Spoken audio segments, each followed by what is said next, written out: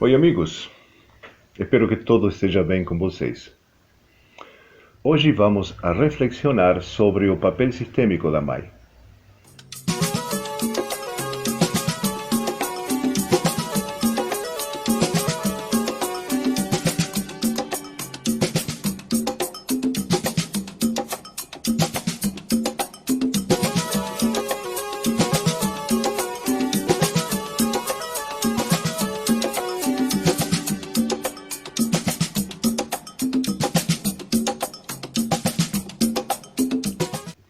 Qual será o papel da mãe na visão sistêmica, dentro da família e especialmente no relacionamento com os filhos? Observe que não estamos falando da visão clássica da mãe. Na realidade, estamos decididamente fugindo dela por ser uma visão fantasiosa, uma visão que é romântica e imaginária, que nos induz ao erro quando julgamos mãe e filhos esperando atitudes que eles naturalmente não podem ter. Se falamos da visão sistêmica dessa relação, seja qual for o papel da mãe, este se exercerá a partir do ser único que ela é e com as características únicas que ela possui. A mãe é uma pessoa comum, com seu próprio contexto familiar e social e com sua própria personalidade. Para que essa mulher exerça seu papel de mãe, ela teve que percorrer um longo caminho de aprendizados e experiências. Ser mãe, estar mãe, se transformar em mãe, se confunde entre projetos e circunstâncias. Para o filho, é fácil cair na idealização da sua mãe, querendo e até exigindo que a mãe seja tudo o que ele necessita. Mas isto, na realidade, não passa de uma miragem ou de uma simples expressão de desejo infantil. A mãe é mãe, assim como ela é, e não como queríamos ou gostaríamos que ela fosse.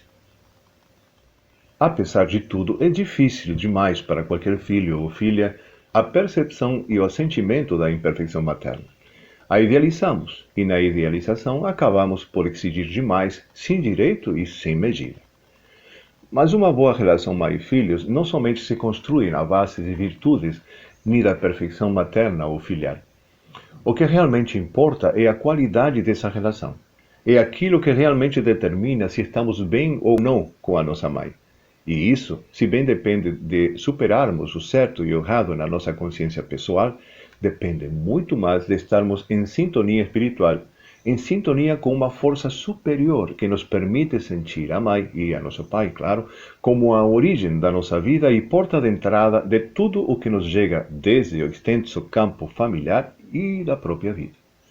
É o que chamamos tomar uma mãe, tomar um pai. Na prática, a experiência das constelações mostra a energia que a mãe representa, influenciando o todo na vida dos filhos, seja pela presença ou pela ausência, pelo estímulo ou pela inibição, em vida ou após a morte. Dentro da sua plenitude ou decadência, o vínculo mãe-filho sempre será determinante na forma em que experimentaremos a vida e a capacidade que teremos de alcançar o êxito ou o fracasso. Então, qual é o verdadeiro papel da mãe na visão sistêmica? Bom, como já dissemos, qualquer seja o papel sistêmico da mãe na vida dos filhos, este não será o ideal, e sim em relação ao seu próprio contexto. Fora disto, o principal papel é o de dar a vida, de ser ela a porta de entrada à vida e de ser, em si mesma, e segundo as suas possibilidades, o casulo único e irrepetível onde esperma e óvulo gerarão a vida, mantendo no processo da gestação uma imensa quantidade de interações com esse ser que cresce no seu ventre. A mãe, em toda a produção teórico-prática das constelações familiares, representa a vida, o sucesso, a felicidade, a realização, o acesso ao material, o dinheiro, o meu direito de ser e muitas outras coisas. Agora, durante a gestação e no próprio nascimento, se espera que a mãe assuma o papel de gerar vínculos de amor, de respeito e proteção que garantam a manutenção do pertencimento dessa criança. Um vínculo que facilite e preserve para essa criança um lugar inicialmente de precedência, mas, fundamentalmente, um lugar que já é seu para sempre. Também faz parte do papel dos pais e, portanto, da mãe, trazer e incorporar tudo o que vem da ancestralidade, incluindo a cultura e o verdadeiro sentido e valor das crenças e certezas contidas nas tradições que acompanham a família. Existe também uma forma de interação através da lei do equilíbrio que deve ser respeitada no papel da mãe. Particularmente, na relação pais-filhos, esse equilíbrio é desequilibrado. Segundo esta lei, os pais sempre dão e os filhos sempre recebem. E não só nos primeiros anos de vida. Esse enorme desequilíbrio só se compensa efetivamente e positivamente quando os filhos se tornam pais e, na sua vez, só darão a seus filhos, e agora, claro, sem receber. Vemos que a lei de equilíbrio e a lei de ordem se entrelaçam para promover, quando transgredidas, um sem fim de emaranhamentos profundamente traumáticos e de enormes custos, abrindo um abismo entre mãe e filhos, na medida em que se avança numa relação que seja disfuncional. Então, está no papel da mãe se manter no seu lugar, ser a adulta na relação com os filhos, ser a mãe e não a amiga, a juíza, a parceira ou uma espécie de irmã maior. Os métodos que se adotam para interagir com os filhos podem ter uma ou outra orientação psicológica, uma ou outra orientação pedagógica, mas excluir da equação mãe-filhos o fato de que a mãe é grande e os filhos pequenos, de uma forma ou outra, convida ao fracasso dessa relação. Isto acontece com qualquer grande em relação aos pequenos, mas, quando se trata de mães e filhos, tanto o desequilíbrio como seus custos são muito maiores. Isto é o que se espera da mãe. Porém, nada disso faz parte de uma fórmula para ser mãe. Cada caso é um caso. Nada indica que ser desse jeito e assumir completamente seu papel materno teórico seja o único caminho para ser mãe, para ser uma boa mãe, para merecer ou desmerecer ser a mãe dos seus próprios filhos. Lembre-se que não existe nenhuma mulher que tenha se tornado mãe e não o tenha realizado plenamente. Caso contrário, não se teria tornado mãe. Essa é uma questão da mais pura lógica. Recebendo a mãe de braços abertos, recebemos a vida de braços abertos. Essa frase pequena possui um alcance e significado imenso e muito determinante para a nossa felicidade. Os efeitos que existem da correlação relacionamento mãe-filho e êxito-fracasso na vida dos filhos virão a se expressar tanto comportamentalmente, emocionalmente, como fisiologicamente, em desequilíbrios e doenças de qualquer índole. Sabemos que é verdade que a correspondência direta que existe entre a relação mãe-filho e o sucesso ou fracasso da vida dos filhos é difícil de compreender ou de aceitar para muitas pessoas que não compartilham a visão sistêmica.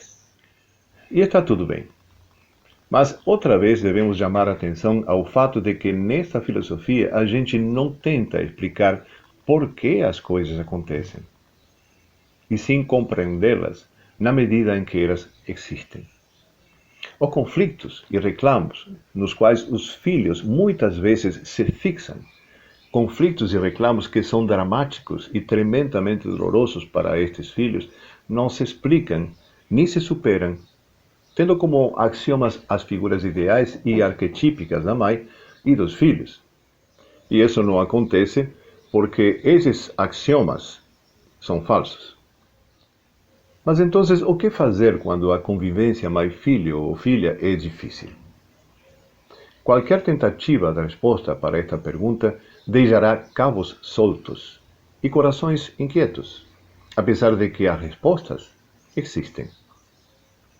A solução dos conflitos e reclamos passa pelo assentimento dessa mãe e dessa relação, mas, ainda, não é essa a solução de todos os conflitos.